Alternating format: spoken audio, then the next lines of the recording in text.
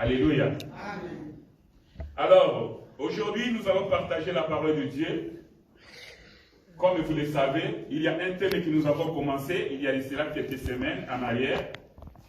Et ce thème a eu des interventions, parce que nous intervenons lorsque l'homme de Dieu n'est pas là.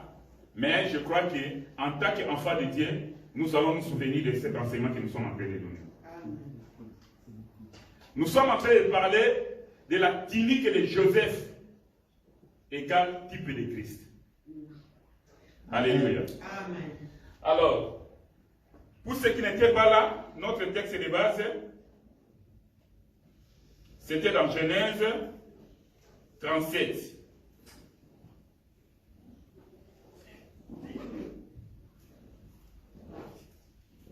Genèse 37.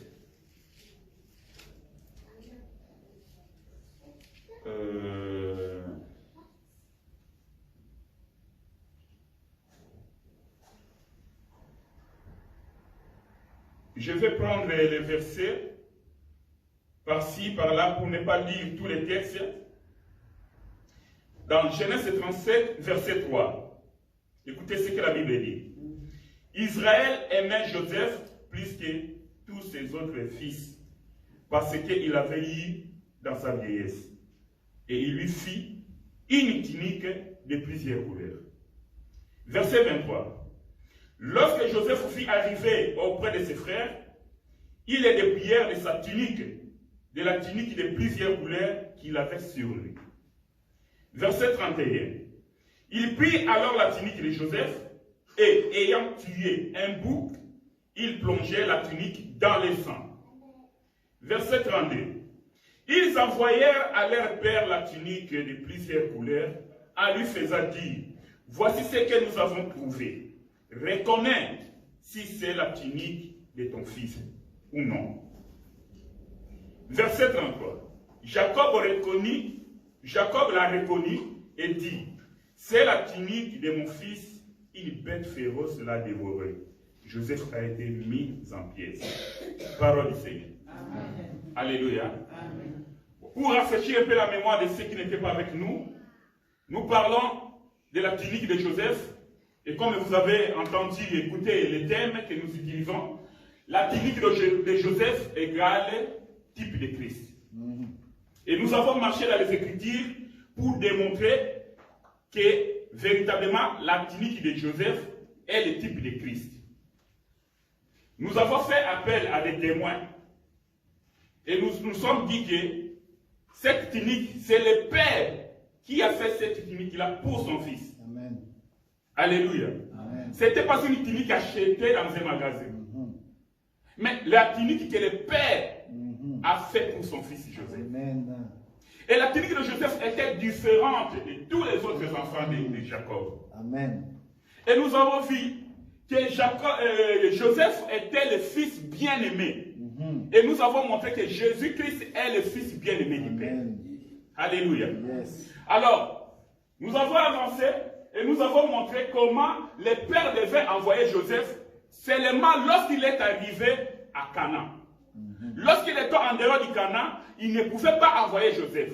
Et les frères de Joseph ne pouvaient pas aller perdre les brebis loin de leur père. Et nous avons dit que Canaan, selon l'image du tabernacle, c'est le ciel. C'est le sommet de la montagne. Alors, nous avons dit que le fait que Jacob envoie Joseph tout en étant à Canaan, cela montre que c'est le Père qui est dans le ciel qui va envoyer son fils pour voir ses frères. Alléluia. Et nous avons dit que les frères de Joseph, que Joseph va rendre visite, ce n'était pas seulement des frères que Joseph avait la mission d'aller rendre visite. La Bible dit que le Père avait demandé à Joseph, tu vas voir si tes frères se portent bien et les animaux. Et nous avons expliqué que les frères de Joseph étaient les enfants d'Israël, physiques, et les animaux étaient nous autres. Alléluia. Et dans la marche, nous avons dit que le fait que les frères de Joseph, ils ont arrêté Joseph pour lui enlever la tunique, pour le mettre dans la citerne, nous avons dit que c'est rien d'autre que l'esprit de Christ qui quitte le corps de Jésus-Christ pour rentrer auprès du Père. Alléluia. Nous avons dit que le fait de faire entrer Joseph dans la citerne, cela signifiait la mort et la résurrection de Christ. Donc Joseph, en entrant dans la citerne, ça signifiait, ça symbolisait la mort. Le fait de le sortir, ça symbolisait la résurrection. Mais nous avons dit que vous allez comprendre une chose. La tunique doit rentrer auprès du Père. Mais quand la tunique rentre auprès du Père, le corps de Joseph doit aller en Égypte. Amen. Et nous avons dit qu'avant que la tunique puisse rentrer auprès du Père, la tunique devait être plongée dans le sang. Et le sang du bouc. Alléluia. Amen. Or, quand la tunique, qui avait plusieurs couleurs, est plongée dans le sang, vous allez remarquer que cet habit-là va prendre la couleur du sang. Alléluia. Va prendre la couleur du sang. Or, nous savons que dans la révélation, le sang, c'est le sang de Jésus-Christ qui purifie. Alléluia. C'est-à-dire que, en d'autres termes, la tunique de Joseph qui va rentrer au Père, parce que le Père avait assez marre des sangs des taureaux, des sangs des animaux, il fallait les sangs purs, un sang que le Père pouvait agréer. Voilà pourquoi nous disons que Jésus-Christ, en tant que le véritable bélier, en tant que l'agneau de Dieu, qui est venu, qui s'est sacrifié lui-même, mais lui-même étant le souverain sacrificateur, avec son propre temps, il va rentrer auprès du Père pour présenter son sacrifice. Amen. Alléluia. Amen. Et le Père va accueillir ce sacrifice-là. Mais pendant que la tunique est rentrée auprès du Père, Joseph va aller en Égypte. Or, en Égypte, là-bas, ce sont les étrangers, ce sont les païens. Donc, Joseph va régner auprès des étrangers, en Égypte. Or, nous savons que l'Égypte, c'est la terre. Amen. Nous savons que l'Égypte, c'est le bas de la montagne. Alléluia. Amen. Mais le règne de Joseph ne va pas s'arrêter seulement aux étrangers. Aujourd'hui, nous disons que Jésus-Christ, après avoir présenté son sacrifice auprès du Père, il règne au milieu de son peuple, que nous sommes, que nous étions des Égyptiens. Alléluia. Nous sommes des Égyptiens. Le Seigneur est en train de régner sur nous. Mais cela ne va pas suffire. Vous allez voir qu'en Égypte, après avoir établi Joseph comme premier ministre en Égypte, il faut que les frères de Joseph viennent aussi pour que Joseph puisse régner aussi sur eux. Amen. Ah, là nous voyons que après un certain moment, le Seigneur Jésus-Christ va régner sur nous et sur l'Israël. Parce que Israël aussi doit revenir. Alléluia. Pour le moment, le salut est pour les nations. Nous sommes sauvés.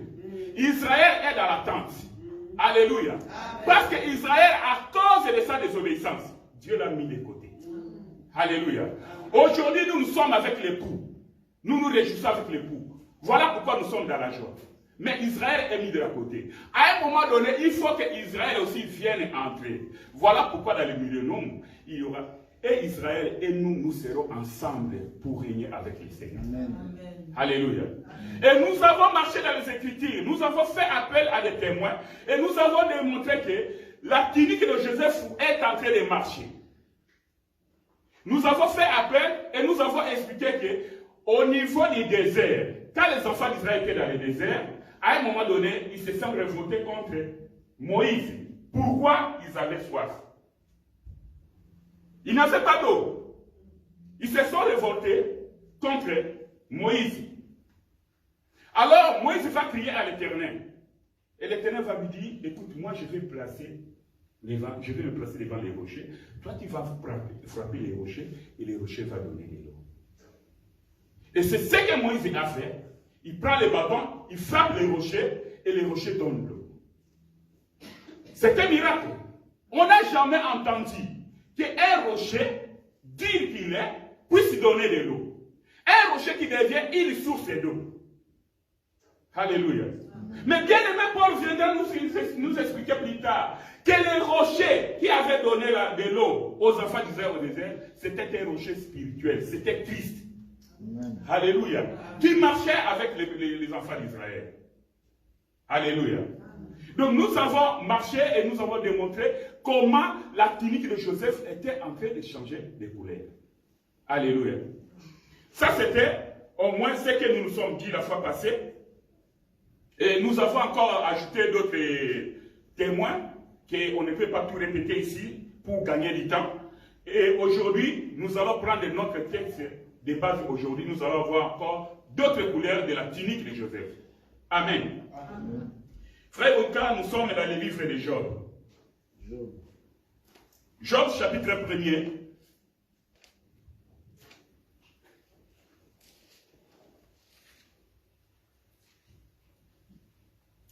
À partir du 8e verset.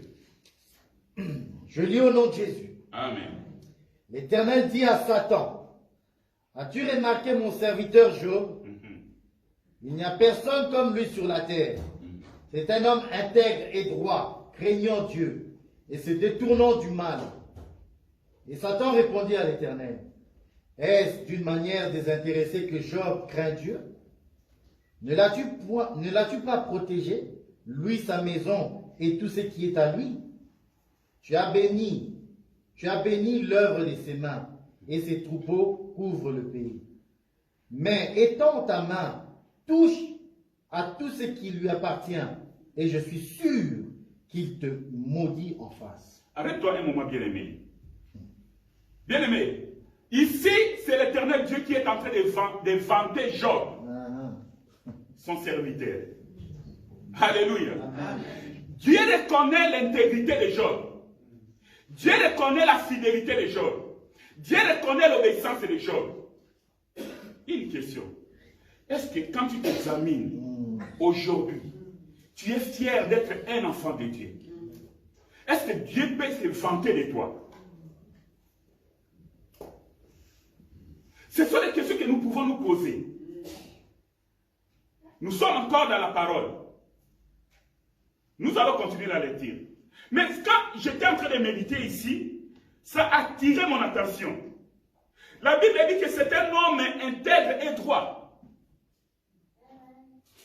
Alléluia. Amen. Intègre et droit. Mais écoutez, c'est Dieu qui va, je dirais, qui va provoquer Satan. Est-ce que vous avez vu cela? C'est Dieu qui s'approche de Satan. Ah, Satan, tu es venu à la réunion des enfants? De mes enfants. Ok. Est-ce que tu as vu mon serviteur? Tu as remarqué mon serviteur Job? Il commence à vanter Job. Et Satan dit, oh Dieu, écoute, éternel Dieu. Mais tu sais pourquoi Job est obéissant? Pourquoi il t'aime? Pourquoi il a été vis-à-vis de toi? Parce que tu l'as béni de tout. Tu lui as donné les troupeaux, tu lui as donné les enfants, tu lui as donné tout. Il ne manque rien. Ces troupeaux couvrent toute la terre. Ah bon? Alors, Satan va dire, écoutez, j'aime la précision de l'écriture. Hein. Satan savait qu'il ne pouvait pas toucher Job. Est-ce que vous avez remarqué cela? C'est Satan qui demande à Dieu. Il dit non, touche seulement ce qu'il a. Et tu vas voir comment Job va te maudire. Tu vas voir comment Job va te nier. Dieu maintenant, comme Satan connaît la parole. Est-ce que vous connaissez cela? Amen. Le diable connaît la parole. C'est pour cela, toi, un enfant de Dieu, si tu n'as pas suffisamment de la parole en toi, Satan peut jouer avec toi comme ça. Il peut te tromper. Voilà pourquoi beaucoup de nos bien-aimés sont tombés entre les mains des gourous parce qu'ils n'ont pas la parole. Parce qu'un pasteur peut venir vous mentir comme ça et du coup vous croyez. Un pasteur qui veut faire des miracles, ils sont les cancrelats, les histoires dans le corps des gens. Et les gens applaudissent, disent qu'ils ont fait le miracle. C'est n'importe quoi. Moi j'ai demandé, je ne sais pas dans d'autres pays, au Congo, il y a une maladie qu'on appelle Nzoko. Au Congo, il y a une maladie qu'on appelle Nzoko. C'est-à-dire éléphant. Vous voyez la grandeur de l'éléphant. Cette maladie-là, ça fait gonfler les pieds. Donc, la jambe, le pied peut arriver jusque-là. Alors, je pose la question à ces gens-là qui font des miracles pour sortir des souris, des cancrelats, des histoires, des petites choses-là. Mais pourquoi vous ne pouvez pas prier pour un homme qui a la maladie de Nzoko, pour que vous puissiez sortir l'éléphant que tout le monde voit maintenant? Vous voyez? Je crois que... mon Dieu, c'est pitié. Hein? Parce que j'imagine, quand l'éléphant va commencer à sortir de son pied là, même le pasteur, je ne sais pas s'il va se tenir debout. Mais même la personne qui est malade là, quand son blé va commencer, puisque l'éléphant doit prendre sa taille, hein, n'est-ce pas? Prenons un exemple d'un petit éléphant. Un petit éléphant, je crois qu'il est à ce niveau-là. Un enfant qui vient d'être né, il est à ce niveau-là. Et il est là. Bon, qui doit sortir maintenant du pied de la personne qui est malade. Vous voyez? Donc, ce sont des mensonges que les enfants de Dieu tombent facilement à cause d'un manque de la connaissance. À cause du manque de connaissance. Satan dit à Dieu, tu as béni le travail de ses mains et ses troupeaux couvrent la terre. Mais porte donc la main contre lui, touche à tout ce qui lui appartient et je suis sûr qu'il te maudira en face. Satan demande à Dieu. Parce que Satan savait qu'il n'avait pas le pouvoir de toucher Job. J'aimerais te dire, j'aimerais te exhorter ce matin. Si tu es un enfant de Dieu, tu marches avec intégrité du cœur devant Dieu, tu es fidèle. Je te dis bien aimé, Satan n'a pas le droit de te toucher. Yes. Quelqu'un ne m'a pas compris. Je te dis, si tu es obéissant à la parole de Dieu, tu es fidèle à Dieu, tu marches avec intégrité du cœur. Satan, même s'il convoque toute son armée, ils n'ont pas le droit de te toucher. Amen. Alléluia. Amen. Si Dieu ne te le permet pas, il ne peut pas te toucher. Pour que Satan aille toucher Job, il faut que Dieu lui donne l'ordre pour aller toucher la vie de Job. Amen. C'est bien ça. Alléluia. Amen. Et Dieu va dire à Satan, il va lui donner ordre. Vous savez que Satan, c'est un serviteur de Dieu. Amen. Ah oui. Peut-être que ça va scandaliser quelqu'un. Ça va scandaliser quelqu'un. Satan, c'est un serviteur de Dieu. Ça veut dire quoi? C'est-à-dire le maître donne les ordres et le serviteur obéit. Amen. Que le Seigneur te bénisse. Acclamez pour la gloire de Jésus. Alléluia. Donc, Satan va toucher maintenant les biens de Job. Mais en touchant les biens de Job, il avait reçu l'ordre de ne pas toucher son âme. Il n'avait pas le droit de toucher la vie de Job. Amen. Alléluia. Amen. Bien aimé, continuons avec la lecture. Verset 12. Verset 12.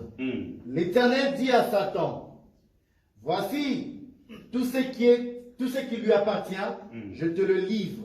Seulement, ne porte pas la main sur lui. Et Satan se retira devant la face de l'Éternel. Je continue. Oui, continue. Un jour que les enfants et les filles de Job mangeaient et buvaient du vin dans la maison de leur frère aîné, il arriva auprès de Job un messager qui dit, le bœuf labourait et les ânesses paissaient à côté d'eux. Les Sabéens se sont jetés dessus, les ont enlevés et ont passé les serviteurs au fil de l'épée.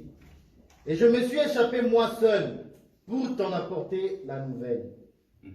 Il parlait encore lorsque un autre vint et dit, le feu de Dieu est tombé du ciel et a embrasé les brebis et les serviteurs et les a consumés. Et je me suis échappé moi seul pour t'en apporter la nouvelle.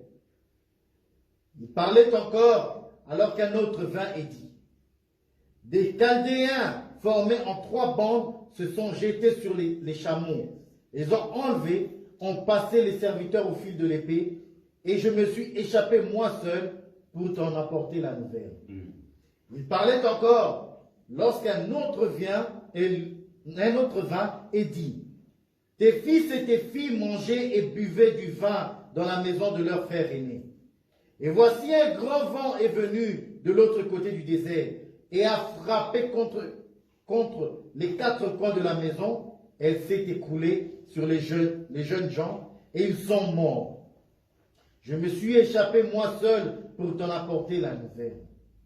Alors Job se leva, déchira son manteau et se rasa la tête. Puis se jetant par terre, il se prosterna et dit, je suis sorti nu du sein de ma mère, et nu je retournerai dans le sein de la terre.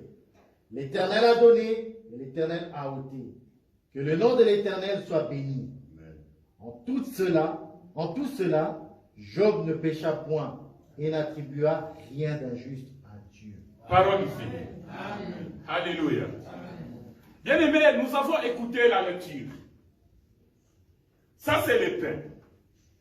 Nous mangeons le pain. Et la Bible dit que la mission de Satan auprès de Job, c'était de toucher tout ce qui appartenait à Job. Non seulement les biens, mais aussi les enfants de Job. Mais qu'est-ce qui nous amène ici? Pourquoi nous avons appelé Job pour qu'il soit témoin de la tunique de Joseph égale type de Christ? Vous allez remarquer que lorsque la Bible dit la première chose, qu'est-ce qu'il a dit?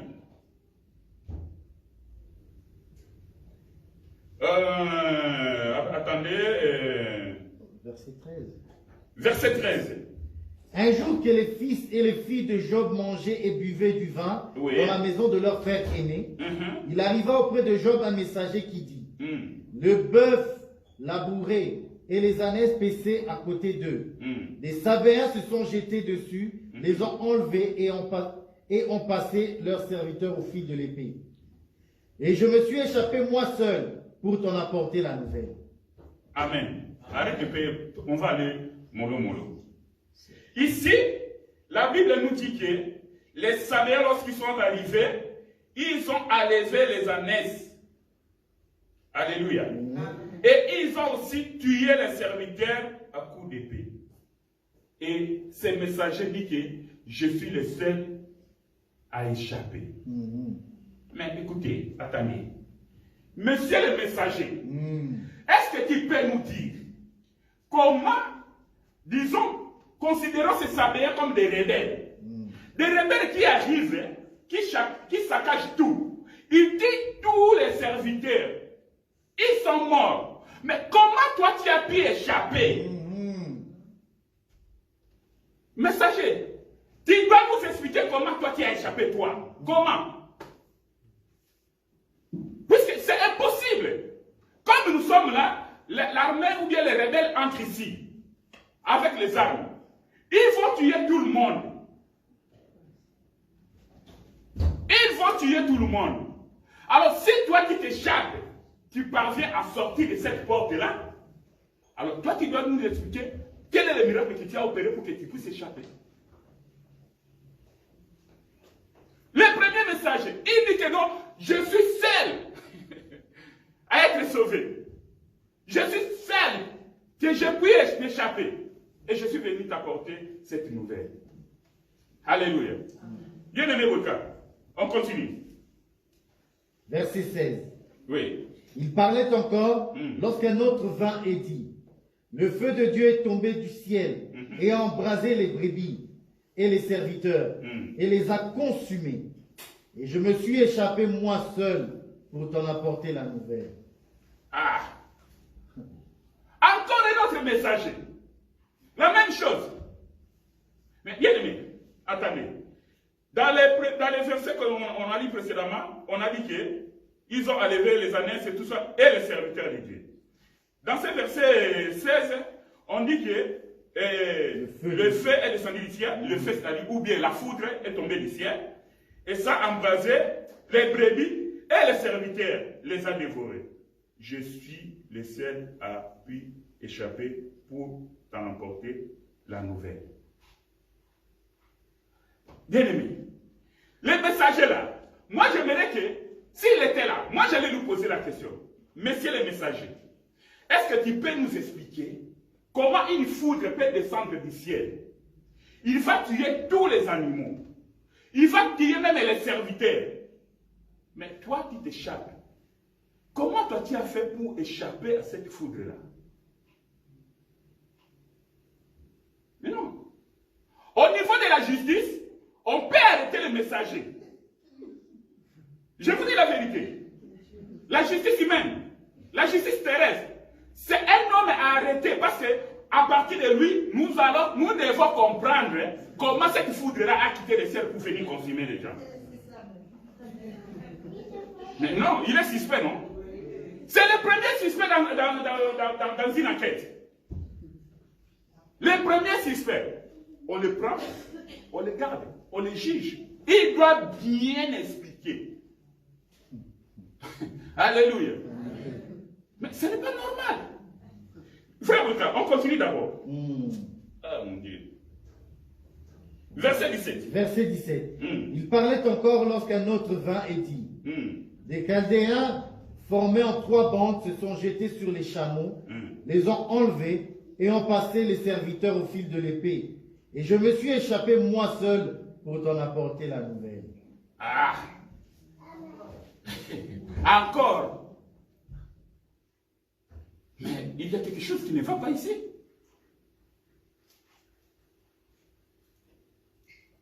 Mais quand je suis en train de voir là, vous allez voir que partout, qu'on parle des animaux, des ânesses, qu'on parle de quoi, il y a toujours des serviteurs qui sont là-dedans. On tue aussi les serviteurs. Et aucun de ces serviteurs n'a échappé. Mais monsieur le messager, une fois de plus, tu peux encore nous expliquer comment tu as échappé? Non, on arrive. Frère Boka.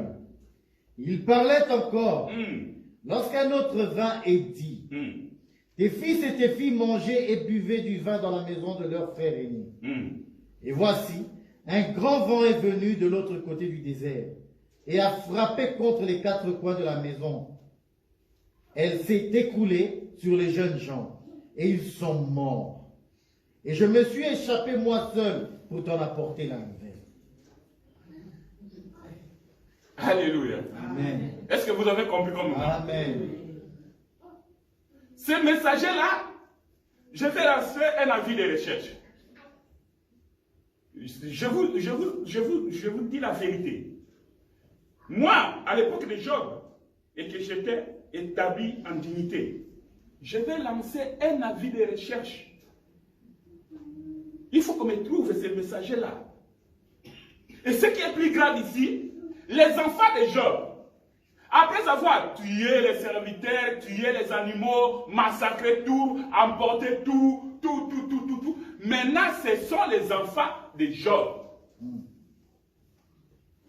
Et la Bible dit qu'ils étaient auprès de leurs frères aînés, en train de manger et de boire. En d'autres termes, c'était presque une fête, une banquette. Ils étaient dans la joie. Mais du coup, le vent va souffler. Le vent qui souffle, la Bible dit que ça va toucher les 4 coins de la maison. Alléluia. Ça touche les 4 coins de la maison et la maison va s'écrouler sur les enfants de Job. Aucun enfant de Job n'a pu échapper. Aucun. Mais le messager, lui, innocent. Alléluia. Il est parvenu à échapper, il va donner la nouvelle auprès de Job. Amen. Mais quand on parle ici de la maison, cela a attiré aussi mon attention. Bien aimé Weka, allons voir la maison. Matthieu chapitre 7, versets 24 à 27. Matthieu chapitre 7, verset 24. 24 à 27. C'est pourquoi quiconque entend ces paroles que je dis et les met en pratique sera semblable à un homme prudent qui bâtit sa maison sur le roc. La pluie est tombée, les torrents sont venus, le vent a soufflé et sont jetés contre cette maison. Elle n'est point tombée, parce qu'elle est fondée sur le roc. Mais quiconque entend ces paroles que je dis et ne les met pas en pratique sera semblable à un homme insensé qui a bâti sa maison sur le sable. La pluie est tombée, les torrents sont venus, le vent a soufflé et ont battu cette maison, et elle est tombée. Et la ruine a été grande. Après que Jésus eut achevé ses discours, la foule fut frappée de sa doctrine, car il enseignait comme ayant autorité et non pas comme leur scribe. Amen. Alléluia. Amen. Ici, la Bible nous donne la signification de la maison. Auprès de Job, à l'époque de Job, c'était une maison physique. la maison physique que l'enfant de Job, le fils aîné, avait construit. Et là-dedans, il célébrait, il fêtait avec ses frères, avec ses bien-aimés. Et la Bible dit que le vent a soufflé. Et le vent, quand il souffle, il frappe les 4 coins du mur de la maison. Donc nous comprenons que quand cette maison s'écroule, c'est-à-dire que cette maison n'a pas été fondée sur les rocs, sur les rochers. Et c'est le bien-aimé Matthieu qui nous donne ça, qui nous dit que un homme prudent, un homme qui garde la parole de Dieu, un homme qui met la parole de Dieu en pratique, c'est un homme qui a fondé sa maison sur les rocs. Le vent peut souffler, la tempête peut souffler. Cette maison ne va pas s'écrouler parce qu'il est fondé sur les rocs. Alléluia. Aujourd'hui, la maison de Dieu, c'est notre corps. Alléluia. Bien-aimé, si ta vie est fondée sur les rochers qui est le Seigneur Jésus-Christ, peut souffler le vent, peut souffler la tempête, peu importe ce qui peut venir t'attaquer, toi tu ne vas pas t'ébranler, tu ne vas pas tomber parce que tu es fondé sur les rochers. Amen.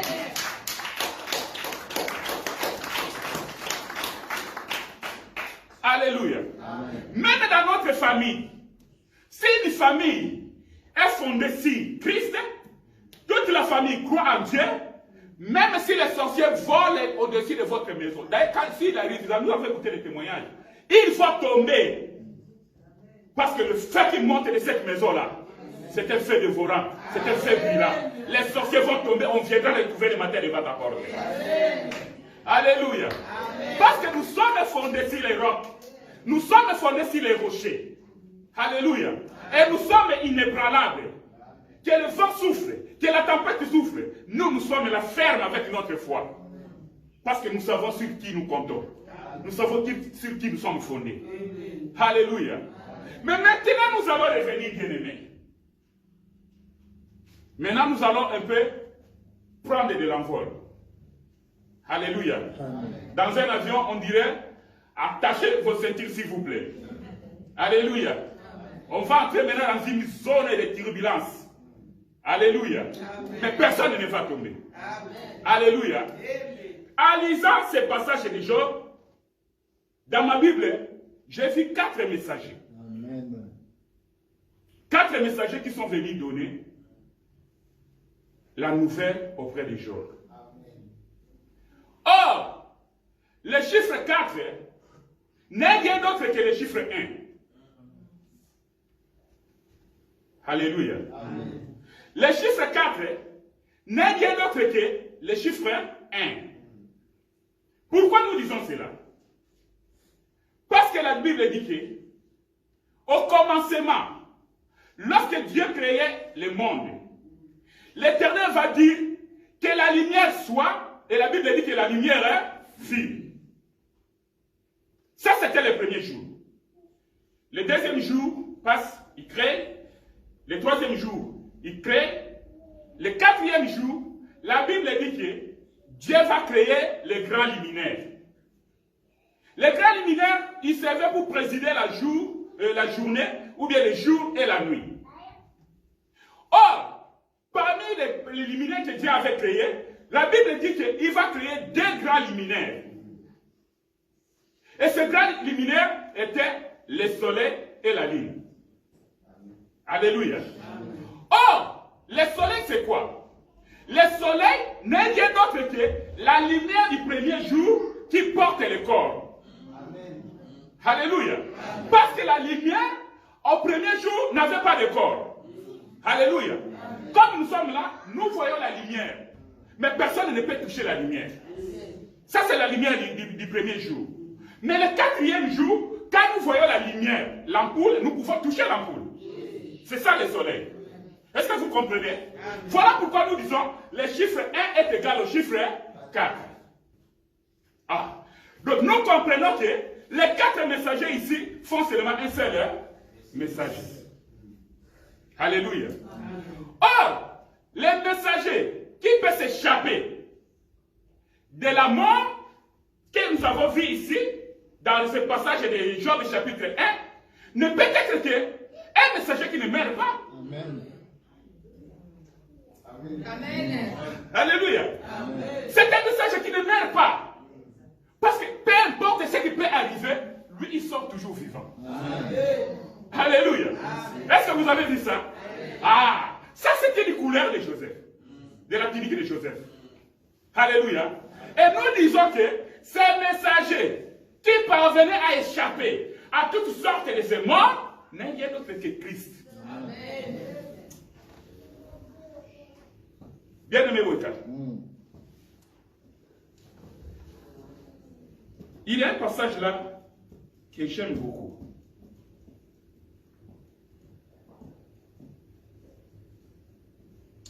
Est-ce que quelqu'un peut me trouver ce passage-là? Christ. Nous avons appris par la loi que Christ ne meurt pas. Que Christ demeure éternellement. C'est quel passage? Jean 10. Jean. Essaye un peu de vérifier ça, cherchez ça rapidement. Ou Jean 9. 8, 9, 10. Jean. Oui. Nous savons que 10. 10, hein? Christ ne meurt pas. Jean 12, 34. Jean 12, 34. Jean 12, 34. Ah. La foule lui répondit. Oui. Nous avons appris par la loi que Christ demeure éternel. Comment donc dis-tu? Il faut que le Fils de l'homme soit élevé. Qui est ce Fils de l'homme? Alléluia. Amen. Alléluia. Amen. Ici, c'est le Seigneur Jésus-Christ qui est en train de prêcher et il parlait de sa mort. Il parlait comment il allait mourir. Mais la loi, les Juifs, ils étaient des experts de la loi, ils connaissaient la loi, ils vont dire à Jésus, mais attendez, écoutez. Nous avons appris par la loi, Moïse nous a écrit, nous a dit dans la loi que Christ ne meurt pas, il demeure éternellement. Mais toi, tu te dis que tu es Christ. Comment tu dis que tu vas mourir? Mais c'est une question logique. C'est tout à fait normal. C'est comme si quelqu'un qui vient au milieu de nous, il dit que non, moi je suis un esprit. Mais tu es un esprit. Mais tu es un esprit, comment on peut te toucher? Tu es un esprit, et pourquoi tu ne perces pas les murs ici? Alléluia. C'est là où nous disons qu'il y a une différence entre Jésus et Christ. Alléluia. Parce que Jésus n'est rien d'autre qu'une maison. Jésus n'est rien d'autre qu'une enveloppe. Mais Christ, qui était en Jésus, c'est cet esprit-là qui ne meurt jamais. Amen. Nous comprenons que c'est l'esprit de Christ qui est en train de marcher avec les prophètes. Cet esprit de Christ qui ne meurt jamais.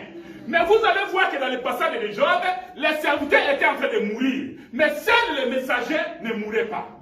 Alléluia. C'est-à-dire quoi? Cela veut dire que Christ, comme nous venons de lire dans l'évangile de Jean, qui ne meurt jamais, c'est l'esprit de Christ qui est en train de marcher. Au temps de Job, l'esprit de Christ était sur Job, l'esprit de Christ était en train de travailler. Voilà pourquoi ces messagers ne pouvaient pas mourir. Alléluia. Parce qu'ils demeurent éternellement. Alléluia. Donc c'était une couleur de la tunique de Joseph. Est-ce que quelqu'un a compris cela? Alléluia. Que le Seigneur vous bénisse. Nous allons prendre le deuxième témoin. Nous sommes en train de démontrer que la tunique de Joseph est le type de Christ. Frère Boïka, 1 Roi chapitre 22. 1 Roi chapitre 22. Voilà. Verset. Commence à partir du premier verset, s'il te plaît. On resta 3 ans sans qu'il y eût guerre entre la Syrie et Israël. La 3e année, Josaphat, roi de Juda, descendit auprès du roi d'Israël.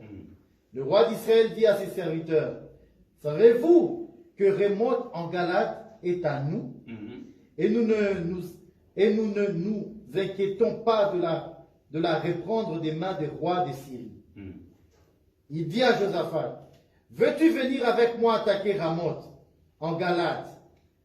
Josaphat répondit au roi d'Israël, « Nous irons, moi comme toi, mon peuple comme ton peuple, mes chevaux comme tes chevaux. » Puis Josaphat dit au roi d'Israël, « Consulte maintenant, je te prie, la parole de l'Éternel. » Le roi d'Israël assembla les prophètes au nombre d'environ 400 et leur dit, « Irai-je attaquer Ramoth en Galade où dois-je y renoncer? Et ils répondirent, monte, et le Seigneur la livrera entre les mains du roi. Mais Josaphat dit, n'y a-t-il plus ici aucun prophète de l'Éternel par qui nous puissions le consulter?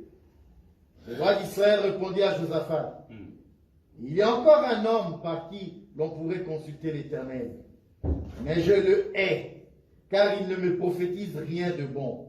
Il ne prophétise que du mal. C'est Michée, fils de Jimla. Et Josaphat dit, que le roi ne parle pas ainsi. Alors le roi d'Israël appela un eunuque et dit, fais venir de suite Michée, fils de Jimla. Le roi d'Israël et Josaphat, roi de Juda, étaient assis chacun sur son trône, vêtus de leurs habits royaux, dans la place à l'entrée de la porte de la Samarie. Et tous les prophètes prophétisaient devant eux.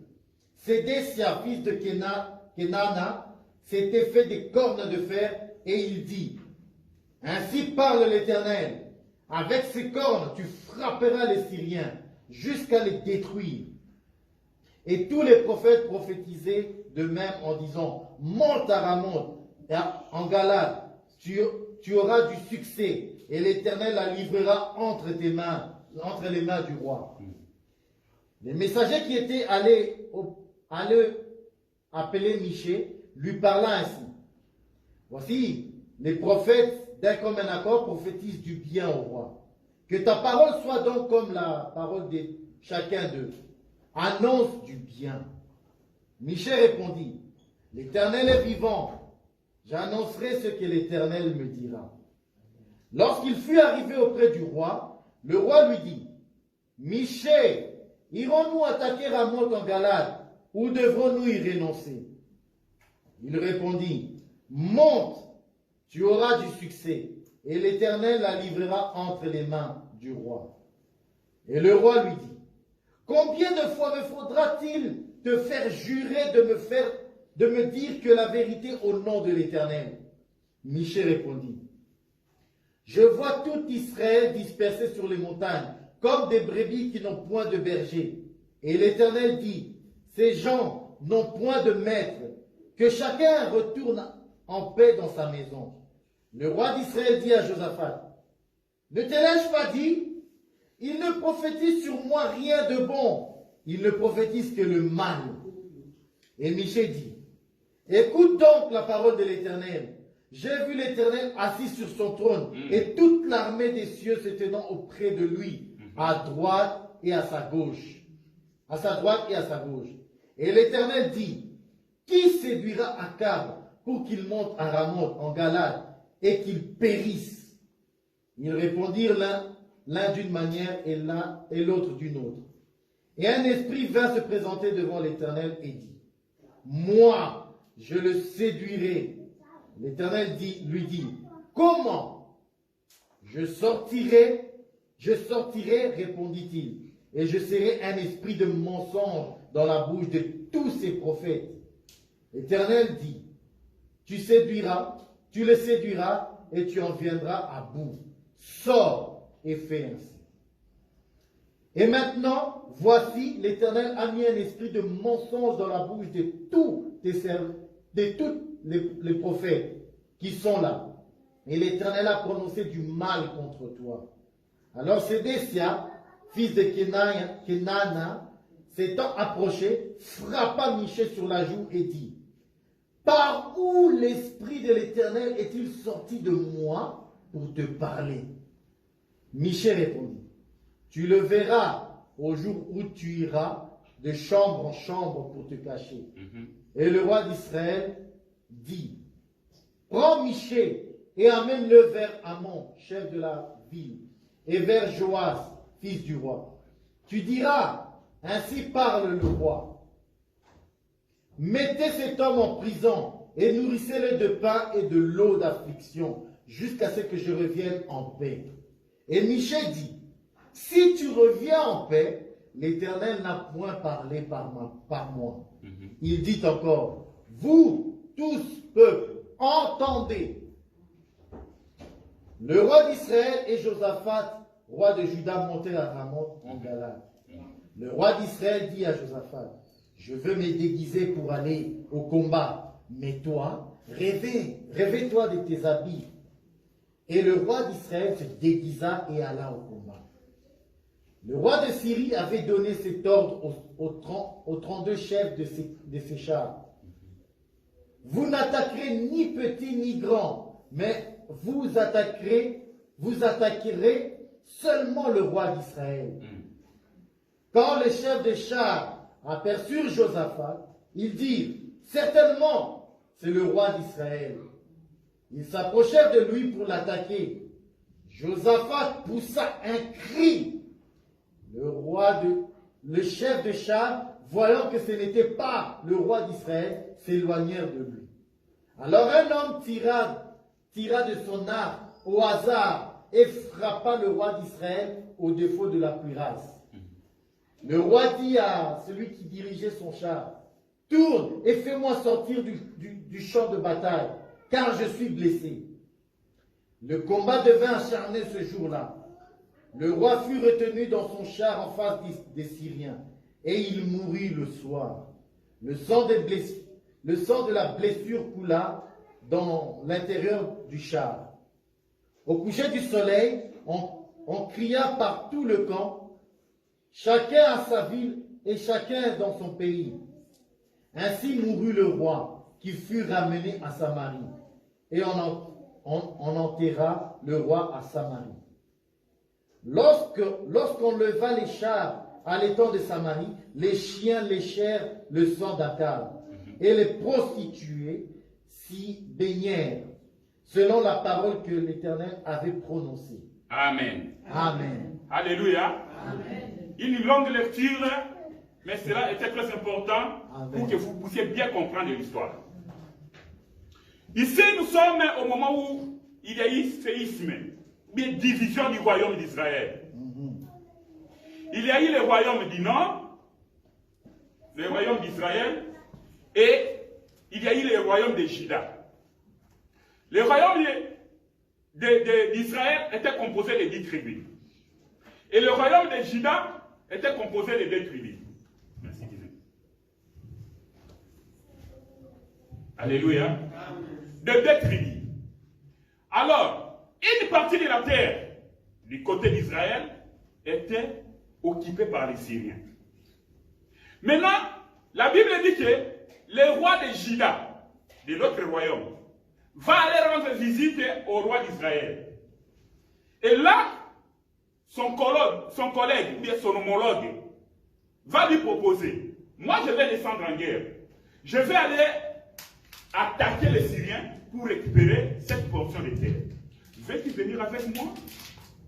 Et le roi de Juda va dire, oui, bien sûr. Je vais venir, moi, et avec mes hommes, avec mes chars. Donc avec mon armée. Ils se sont convenus comme ça.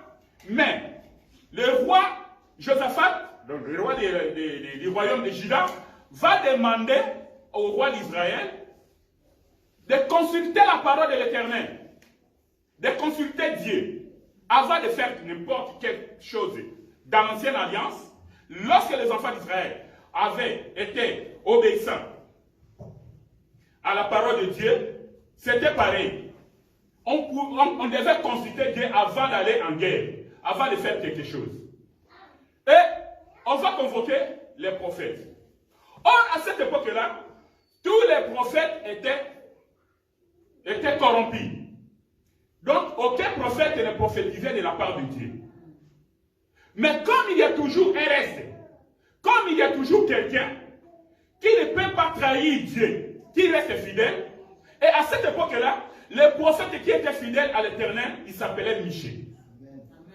Alléluia. Aujourd'hui, qu'est-ce que nous voyons dans nos jours? Vous allez voir, le monde, les églises sont remplies de prophètes, sont remplies de docteurs. Mais ces prophètes-là, ils ne viennent que prophétiser les mensonges. Anciennement, les rois venaient consulter les prophètes. Mais aujourd'hui, c'est le contraire. Ce sont les prophètes qui vont vers les rois. Et vous savez pourquoi? C'est à cause des intérêts. Alléluia. À cause de l'argent. Et aujourd'hui, ce qui s'était passé au temps d'Akab, c'est ce qui se passe aujourd'hui. Vous allez remarquer que beaucoup de rois, beaucoup de présidents, qui sont des chrétiens, qui sont entourés par des serviteurs de Dieu, ces présidents-là, ces rois-là, ils écoutent ces prophètes-là. Mais à la fin de compte, c'est quoi? C'est la souffrance du peuple, c'est la chute du président. C'est-à-dire que les prophètes qui entourent le président, ils lui racontent des mensonges. Amen. Alléluia. Amen. Ils prophétisent les mensonges. Mais gloire soit rendue à Dieu, à tous ces serviteurs-là, à tous ces prophètes-là, qui n'ont pas compromis la parole de Dieu à cause de l'argent, qui prêchent la vérité et rien que la vérité. Amen. Alléluia. Il ne faut pas compromettre ta foi, bien-aimée, à cause des biens matériels. Il ne faut pas vendre le ministère que Dieu t'a donné à cause de l'argent, à cause des biens matériels. Beaucoup de gens, peut-être qu'ils ont commencé leur ministère, ils étaient dans l'ignorance. Aujourd'hui, ils connaissent la vérité. Par exemple, sur la dîme, par exemple, sur le ministère de la femme. Mais ils voient que si je dis que la femme ne puisse pas prêcher, alors que je suis entouré de mamans qui prêchent déjà, mais qu'est-ce que je vais devenir? Comment je vais changer cette parole-là? Ils ont peur des hommes, ils ont peur des gens, au lieu d'avoir peur de Dieu. Alléluia. Voilà pourquoi la parole dit, l'obéissance vaut mieux que les sacrifices. Tous ces serviteurs-là, qui n'obéissent pas à la parole de Dieu, nous avons la tristesse de vous dire qu'ils iront tous en enfer. Alléluia. Les serviteurs de Dieu, qui savent que la dîme aujourd'hui n'est pas obligatoire. Je dis bien, la dîme aujourd'hui n'est pas obligatoire. Je ne dis pas que donner la dîme c'est un péché. Mais si tu veux donner la dîme, tu es libre. Alléluia. Mais la dîme aujourd'hui n'est pas d'actualité, ce n'est pas obligatoire. Il ne faut pas donner la dîme à la manière de la loi. Amen. Nous sommes au temps de la grâce. Parce que lorsque la Bible dit que chacun donne comme il a résolu dans son cœur, mais tu peux donner plus que la dîme. Amen. Alléluia. Amen. Mais c'est ce que les gens ne comprennent pas. Qui t'a dit que si tu donnes plus que la dîme, que le Seigneur ne va pas te bénir? Alléluia. Amen. Il y a de ces enfants, les dieux là, quand on écrit, maintenant on dit, maintenant nous venons de passer la fin du mois, on devait payer des locales. Mais il y a des enfants de Dieu qui savent qu'on doit payer des locales. Ils sont là, ils ont croisé les bras. Parce qu'ici, on ne demande pas la dîme. Mais si c'était dans vos églises, là, on vous escroque là de l'argent. Je crois que vous seriez les premiers à venir déposer l'argent pour les loyers des locales. Pourquoi? Parce que vous êtes entre les mains des faux prophètes. Des prophètes qui prophétisent les mensonges.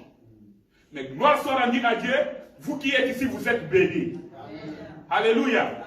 Parce qu'ici, nous ne prêchons pas les mensonges. Nous ne sommes pas pour vous rançonner votre argent. Nous ne sommes pas pour vous soudurer de l'argent. Mais nous vous prêchons la vérité. Et s'il faut demander l'argent pour faire l'œuvre de Dieu, pour continuer les travaux, nous vous disons la vérité. Alléluia. S'il faut demander de l'argent pour payer les locales, nous vous disons la vérité. Que nous avons besoin de votre contribution pour payer les locales. Alléluia. Et le Seigneur ne manquerait pas de vous bénir. Souvent, nous gaspillons de l'argent dans beaucoup de choses bien aimées. Les habits. Si toi, un hiver comme ça, les gens qui veulent le manteau de 150 €, 200 €, voire même plus, mais pour soutenir l'œuvre de Dieu. Donc, il sent une douleur là qu'il va donner de l'argent. C'est comme si les serviteurs de Dieu vont s'enrichir avec cet argent-là. Non, bien aimé, ça c'est une erreur grave. Alléluia. Il faut être content parce que vous avez à l'assemblée des élus des serviteurs de Dieu qui vous prêchent la vérité comme Michel. Michel est venu. Et le roi lui-même, il dit non, il reste un prophète. Je le hais. C'est une parole forte, non? qui est quelqu'un, parce que selon lui, le roi d'Israël, parce qu'il ne prophétise rien du bon pour moi. Il ne prophétise que le mal. Mais qui vous a dit que la prophétie doit toujours amadouer votre cœur, embrasser, donc, cajoler votre cœur, même quand tu fais les péchés, la prophétie doit venir pour caresser ton cœur, pour t'amadouer. Non, bien-aimé, tu vois, malgré ce que tu as fait là, ça me fait rien. Nous avons un Dieu miséricordieux, il va te pardonner. Les gens aiment comme ça. Alléluia. Mais Michel, tous les prophètes, la Bible dit que tous les prophètes ont prophétisé la même chose. Il y a même un là qui a fait les cornes. Alléluia.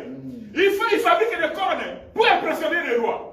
Roi, voici ce que le Seigneur m'a donné. Tu vois, avec ces deux cornes-là, le Seigneur dit que tu vas battre les Assyriens, tu vas gagner la guerre. Et le roi aimait les paroles comme ça. Oh, voilà le prophète. Michel arrive. D'ailleurs, avant même d'arriver, il y a un messager qui a tenté de corrompre Michel. Vous avez entendu ça dans la parole? Beaucoup de serviteurs de Dieu aujourd'hui sont corrompus. Et ce messager va dire à Michel, et Michel, écoute, tu vois, comme on est en train de partir là déjà, tous les prophètes prophétisent la même chose, hein? Ils disent la même chose. Toi aussi, quand tu arrives, prophétise aussi la même chose. Donc il faut suivre aussi les pas les prophètes qui sont là.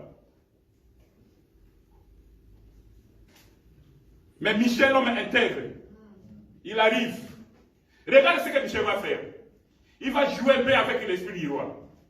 Il arrive. Michel, dis-nous. Nous devons partir en guerre, oui ou non? Nous allons gagner cette guerre, oui ou non? Michel dit, oui, allez, vous allez gagner la guerre. Mais on a prophétisé selon son cœur, non? C'est ce qu'il attendait. Mais écoutez la réponse du roi. C'est ce qui me fait aussi rire. Le roi écoute la prophétie, il dit à son homologue, il dit, qu'est-ce que je t'ai dit? Il ne prophétise rien de bon pour moi. Il ne prophétise que le mal. Alors que Michel avait dit dans un premier temps que non, allez, vous allez gagner la guerre. C'était l'ironie. Alléluia. C'est ici aussi nous avons compris que devant Dieu, il y a la volonté permissive et il y a la volonté absolue de Dieu. Qu'est-ce que cela veut dire? Dans la volonté permissive de Dieu, c'est-à-dire Dieu n'est pas d'accord avec toi, à ce que tu demandes, à ce que tu veux faire. Dieu n'est pas d'accord. Il te montre peut-être des signes. Moi, j'ai reçu beaucoup de signes comme ça. Le Seigneur me donne des signes. Ne fais pas ceci, bien ne va pas dans quel endroit. Mais si j'essaie d'ignorer cela, je vais trouver des choses là contraires à ce que moi je m'attendais. Vous voyez? Dieu permet que je puisse m'en aller. C'est une volonté permissive. Que moi, le Seigneur, je ne te permets pas, je ne suis pas d'accord avec toi. Mais comme toi tu veux, alors vas-y alors. C'est toi-même la conséquence qui va t'enseigner. Alléluia. Mais quand on parle de la volonté absolue de Dieu, là c'est la souveraineté de Dieu qui se pose. Alléluia. Si tu es malade, prenons l'exemple de Paul. Paul avait les charmes. Mais Paul a fait beaucoup de miracles. Il a guéri beaucoup de malades. Mais lorsque Paul va demander à Dieu de lui soulager de les charmes qu'il avait sur lui, Dieu dit que ma grâce te suffit. Alléluia. C'est la volonté de Dieu qui faisait que non, toi je t'ai fait la grâce et cela suffit, tu vas rester comme ça. C'est la volonté absolue de Dieu. Vous voyez? Alors, Michel arrivait, il voulait faire la volonté permissive de Akab. Il dit, ouais, allez, vous allez gagner la guerre. Mais lorsque l'Esprit du Seigneur dit que non, Akab et Michel, allez, libère. Et Michel va lui dire, écoute, dans cette guerre-là, le Seigneur me montre, je vois les gens se disperser. C'est comme si les brebis qui n'ont pas de conducteur. Cela voudrait tout simplement dire au roi que vous allez partir à la guerre et vous allez perdre cette guerre-là et les gens seront dispersés. Alléluia. Et Michel est en train de prêcher maintenant la vérité. Comme les gens n'aiment pas la vérité, il y avait un homme qui s'approcha et il va gifler Michel. Michel dit, en bon, moi je donne, ainsi parle l'Éternel, ainsi dit l'Éternel. Toi qui veux me gifler, tu comprendras ce que moi je suis en train de dire maintenant, les jours qui ira, qui va commencer à fouiller maison par maison. C'est-à-dire, on est en train de vous chercher, on est en train de vous poursuivre, qui entre ici dans cette maison. Tu te caches, tu trouves que non, ici on va me voir. Tu sors, tu cours, tu vas dans l'autre maison. C'est qu'il saura que l'Éternel apparaît par la bouche de Dieu. Alléluia. Amen. Et comme ça, le roi d'Israël, rempli de colère, il va ordonner qu'on puisse arrêter Michée et le mettre en prison. Alléluia. Amen. Michée dit, ok, il n'y a pas de souci. Mais l'Éternel a quoi? A parlé. Écoutez, ce qui nous intéresse maintenant. Le roi va proposer à son homologue que nous allons partir en guerre. Toi, tu vas garder tes habits royaux. Moi, je vais me déguiser. Je vais me déguiser pour qu'il ne puisse pas me reconnaître dans le champ de bataille. Vous voyez un peu? Alors, cela a été fait comme ça. Le roi de Josaphat dit, ok, d'accord. Il porte ses habits royaux, il monte ici son char et consort avec son conducteur. Allez, en avant la musique. Ils vont en guerre. De l'autre côté, le roi Akab se déguise. Il s'est déguisé de façon que, si tu vois comme ça, tu ne peux pas croire que non, ça c'est le roi Akab. Méconnu. Il faut descendre sur le champ de bataille. Arrivé là-bas, la Bible dit que le combat a commencé. Et le combat était acharné, c'est-à-dire le combat était devenu très dur. Il y avait des flèches, des trucs qui se tiraient de part et d'autre, des lances, combat. Or, le roi de Syrie avait donné l'ordre à son armée que vous allez là-bas, vous n'allez pas combattre tous les peuples, vous n'allez pas tuer les gens. J'ai besoin seulement du roi d'Israël. Alléluia. Amen. Et l'armée des Syriens, ils ont respecté le mot d'ordre. Le peuple qui était là, il ne s'occupait pas d'eux.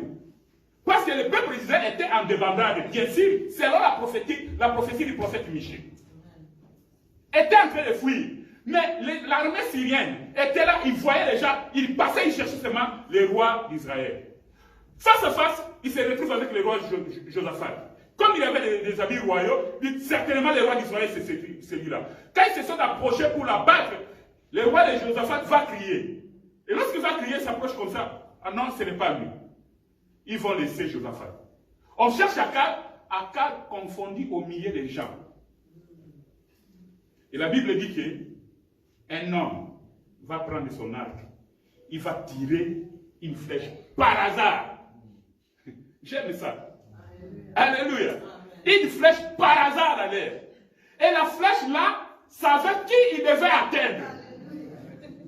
Alléluia. La personne qui a tiré, il a tiré. Mais la flèche qui est partie, savait sa mission et savait là où il devait tomber. Alléluia. Et la Bible dit que la flèche va monter, sillonner, circuler, jusqu'à localiser Akab. Alléluia. C'est lui qui était déguisé. La flèche va le découvrir et elle va entrer dans le corps d'Akab. Et Akab, blessé, touché, il va demander à son conducteur de tourner vite le char pour sortir du camp de combat. Et la Bible dit que le roi va rester là-bas, Akab, jusqu'à mourir. Et puis, la Bible dit que quand Akab est mort, le soir, on va annoncer. C'est-à-dire, Akab est mort vers le soir. On va annoncer que le roi est mort. Et quand on annonce que le roi est mort, on vient prendre le corps du roi et le sang qui avait coulé sur le char d'Akab, la Bible dit qu'ils vont aller laver le char dans l'eau. Or, dans cette eau-là, c'était les prostituées qui venaient se laver là-bas. Et la Bible dit que les chiens sont venus lécher le sang d'Akab.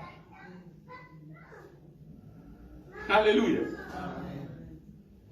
Avant de rentrer en arrière, nous allons un peu nous arrêter ici.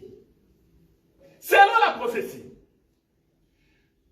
en Israël, les chiens et les prostituées, ou bien les prostituées, n'étaient pas des femmes de valeur. C'était des femmes méprisées, une femme qui fait la prostitution.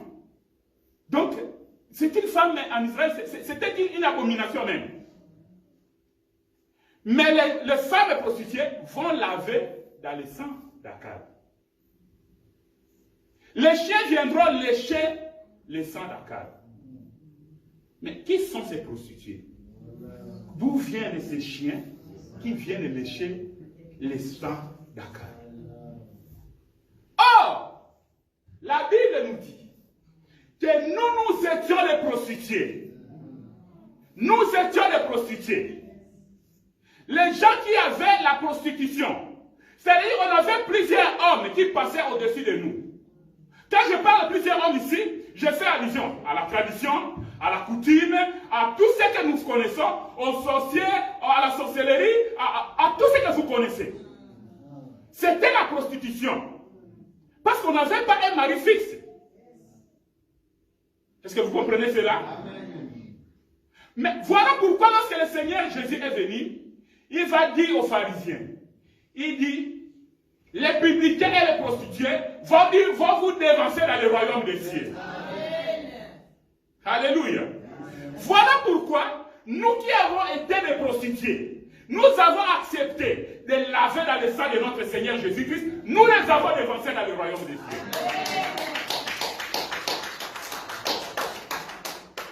Alléluia. Deuxième élément, les chiens. Les chiens sont venus lécher le sang d'Akab, le sang du roi. Alléluia. Et ce que j'aime ici, c'est la précision. La Bible ne se contredit jamais. La Bible me dit ceci. À l'époque de Jésus, lorsque Jésus était sur la terre, il marchait, il faisait des miracles, il faisait des histoires par-ci, par-là. Il y a une femme syro-cananéenne qui est arrivée. Il vient demander un miracle pour son enfant. Et le Seigneur Jésus-Christ va lui répondre, Madame, écoutez, j'ai bien entendu ta demande, mais il n'est pas bon qu'on prenne les pères des enfants pour donner aux chiens. Donc nous comprenons que Jésus traite cette femme-là étrangère comme une chienne. Mais la femme ne s'arrête pas là. J'aime la persévérance de cette femme bien-aimée. Voilà pourquoi nous disons toujours bien-aimé, peu importe ce qui peut arriver dans la vie, il faut persévérer dans la vie. Il faut persévérer dans la foi, bien-aimé. La femme va répondre, Seigneur, oui, tu as bien dit, tu as raison. Je sais que les pères des enfants, on ne donne pas aux chiens. Donc la femme reconnaît qu'elle était une chienne. Est-ce que vous comprenez cela? La femme reconnaît devant Jésus que oui, tu as dit que je suis chien, oui, moi je suis une chienne. Mais Seigneur, dis-moi, même les chiens là, mangent les miettes qui tombent des tables des enfants.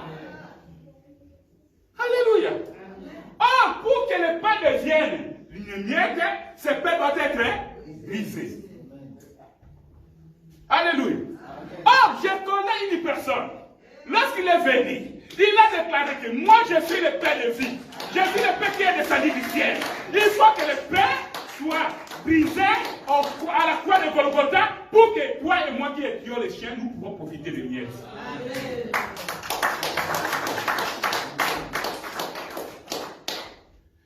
Alléluia.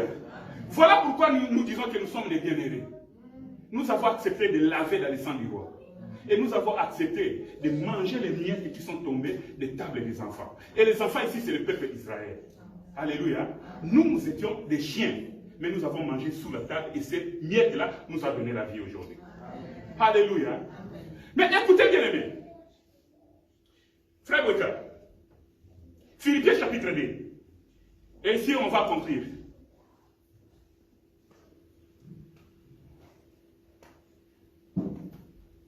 Philippiens chapitre 2, versets 8 à 11. Quelqu'un peut nous aider avec la lecture? Versets 8 à 11. Et au nom de Jésus-Christ. Amen. Il s'est humilié lui-même, se rendant obéissant jusqu'à la mort. Oui. Même jusqu'à la mort de la croix. Amen. C'est pourquoi aussi Dieu l'a souverainement élevé et lui a donné le nom qui est au-dessus de tout nom. Afin qu'au nom de Jésus, tout genou fléchisse dans les cieux, sur la terre et sous la terre. Et que toute langue confesse que Jésus-Christ est Seigneur. et la gloire du Père, de Dieu le Père. Amen. Amen. Alléluia. Amen. La Bible dit qu'il s'est humilié lui-même. Maintenant, nous allons encore prendre un peu des envols. Nous allons un peu monter un peu pour vous expliquer cela. Nous avons ici l'histoire des deux rois. Mais l'un des rois va s'humilier. Il va se déguiser pour devenir comme un homme normal. Est-ce que vous avez compris cela? Akab s'est déguisé, il est devenu comme un homme normal. Maintenant, Akab, il est allé pour mourir. Il est allé mourir, pourquoi? À cause d'une terre. Or, la terre, c'est une femme. Alléluia. Donc, Akab est allé mourir. Dans la révélation, nous disons qu'à cause d'une femme. Et laisse-moi te dire qu'ici, nous voyons les deux rois. Mais dans ces deux rois, nous allons vous expliquer comme ceci. Nous sommes dans la révélation. Les deux rois représentent une seule personne. Les deux rois représentent un seul roi. Alléluia. Un seul roi qui est un roi, la Bible dit dans le livre des Philippiens que nous venons de lire, qu'il s'est humilié lui-même. Ces deux rois représentent la personne de notre Seigneur Jésus-Christ, qui s'est humilié lui-même. Il est venu obéissant, il est allé obéissant jusqu'à la mort, jusqu'à mourir sur la mort sur la croix. Dans le passage que nous avons dit que le roi s'est abaissé, s'est déguisé, c'est-à-dire s'est humilié lui-même pour aller mourir. Mais lui croyait qu'il allait rentrer. Or, nous interprétons cela que le roi qui meurt ici n'est rien d'autre que le corps, et le roi Josaphat n'est rien que l'esprit.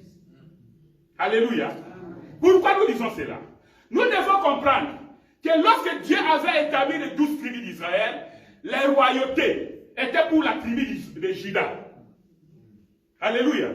Les rois devaient sortir de la tribu de Juda. Voilà pourquoi, même si en Israël, il y avait un roi, entre les deux rois qui devaient s'attendre pour voir comment ils devaient aller à la guerre, le roi Josaphat ne pouvait pas se déguiser, ne pouvait pas se dépouiller de son royaume. Parce qu'il est de la tribu de Juda. Alléluia. Les rois devaient sortir de la tribu de Juda. Maintenant, de l'autre côté, nous voyons les rois Akab, les rois d'Israël. Ici, nous disons qu'ils représentent le corps de Christ. Alléluia. Comme le royaume ne devait pas quitter la tribu de Juda, voilà pourquoi le roi Akab qui meurt ici n'est rien d'autre que le corps de Christ qui doit mourir. Et le roi de Josaphat qui doit rentrer de la guerre vivant n'est rien d'autre que l'esprit. C'est Christ. Alléluia. Nous avons appris par la loi que Christ ne meurt pas. Que Christ demeure éternellement. Alors, nous comprenons que la personne qui meurt, c'est le corps de Jésus-Christ. Et la personne qui rentre comme le roi, c'est le roi Josaphat qui est bien d'autre que Christ. Alléluia. Voilà pourquoi nous avons dit que la clinique de Joseph est le type de Christ. Alléluia. Et le type de Christ, comme Christ ne meurt jamais, Josaphat ne pouvait pas mourir dans cette guerre-là. Il est rentré vivant. Alléluia. Qu'est-ce que je vais dire ici? Pour conclure. Nous avons vu comment l'esprit de Christ est en train de changer et la clinique de Joseph est en train de changer de couleur. Ici, nous avons vu ça avec les rois d'Israël et les rois de Juda. Donc, Christ ne meurt jamais. Christ demeure éternellement. Voilà pourquoi Jésus, qui était mort, qui était mis au tombeau, et l'Esprit est rentré auprès du Père. Et lorsque l'Esprit est rentré auprès du Père, comme nous avons dit dans Genèse chapitre 37, là où nous avons lu, il est en train de présenter le sacrifice. Et il est revenu sous forme du Saint-Esprit. En revenant sous forme du Saint-Esprit, il est entré en nous. Et il marche avec nous. Voilà pourquoi, bien-aimés, Jésus-Christ dit que tous ceux qui sont en Jésus-Christ, nous ne mourrons pas. Nous ne mourrons jamais. Nous ne mourrons jamais. Même si la mort vient aujourd'hui, nous allons nous reposer. Nous ne mourrons pas jamais parce que nous allons ressusciter. Nous allons continuer à vivre. Pourquoi? Nous avons l'Esprit de Christ en nous. Comme l'Esprit de Christ, Christ ne meurt jamais, Christ demeure éternellement. Nous les enfants de Dieu, bien que nous mourons physiquement, mais nous continuons à vivre parce que nous avons l'Esprit de Christ en nous et nous vivons éternellement avec le Seigneur. Amen. Que le Seigneur vous bénisse.